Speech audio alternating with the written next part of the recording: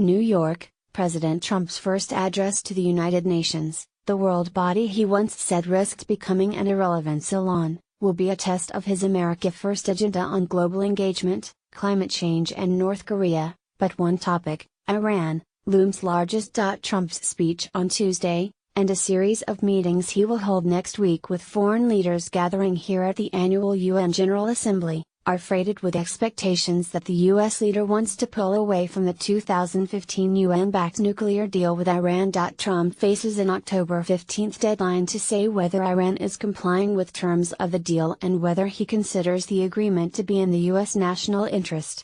His administration has recently signaled that he is likely to say no, raising the specter of renewed U.S. sanctions and the possibility that the deal would fall apart. "You'll see what I'm going to be doing very shortly in October," Trump told reporters Thursday when asked about his decision. "The Iran deal is one of the worst deals I've ever seen, certainly at a minimum the spirit of the deal is atrociously kept." The president added that the Iran deal is not a fair deal to this country. "It's a deal that should not have ever been made. We are not going to stand what they are doing with our country. They've violated so many different elements and they've also violated the spirit of that deal." Most who will be in the audience for Trump's speech disagree. The European Union, one of the architects of the deal, hopes to hold a meeting of the signatories, including Iran, on the sidelines of the General Assembly session. "This agreement is a very important agreement," UN Secretary-General Antonio Guterres said Wednesday. "It contributed to an important de-escalation at the moment, and it is a factor of stability.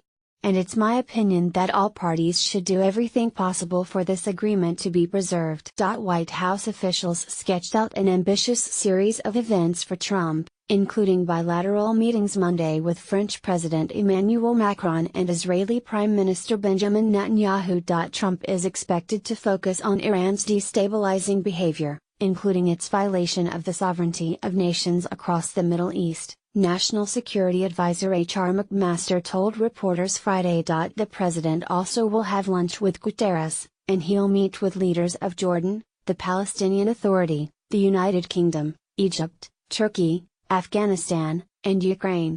And Trump will hold a trilateral dinner with Japanese Prime Minister Shinzo Abe and South Korean President Moon Jae-in to discuss North Korea's nuclear weapons threat. While Trump's debut on Tuesday is perhaps the most highly anticipated moment, the UN gathering is also notable for who will not be there: Russian President Vladimir Putin or China's Xi Jinping, who are both skipping this year's meeting.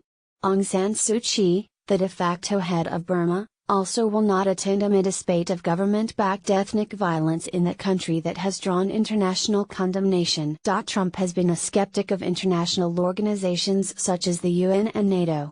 He has pulled the United States out of the Paris Climate Agreement and an Asia-Pacific Trade Accord, promoting a foreign policy aimed at limiting U.S. interventionism abroad in favor of domestic priorities. Yet Trump administration officials said the president and his team are intent on having a strong presence and demonstrating leadership in New York on issues including terrorism, trade and human rights.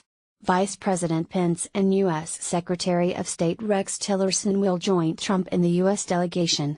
"No one is going to grip and grin," UN Ambassador Nikki Haley said of handshake photo ops. "The United States is going to work. This is a time to be serious, and it's a time for us to talk out these challenges and make sure there's action that follows it." As he did with NATO, Trump has pressed the UN for reforms, and Haley emphasized that the administration has seen improvements. She said the world body has moved away from focusing on the commas and the periods of toothless resolutions and begun taking stronger actions. She cited recent decisions by the global body to enact sweeping economic sanctions on North Korea over its nuclear and ballistic weapons program. Haley said the sanctions will hurt Pyongyang, but she added quickly that if Kim does not end his provocative missile and nuclear tests, the UN will run out of options.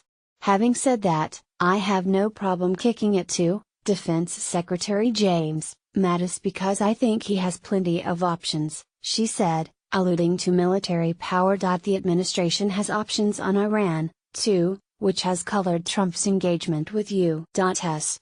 allies and partners since his surprise victory in November. Champions of the Iran nuclear deal were reassured when Trump twice acted to certify Iranian compliance. those notifications, required by Congress,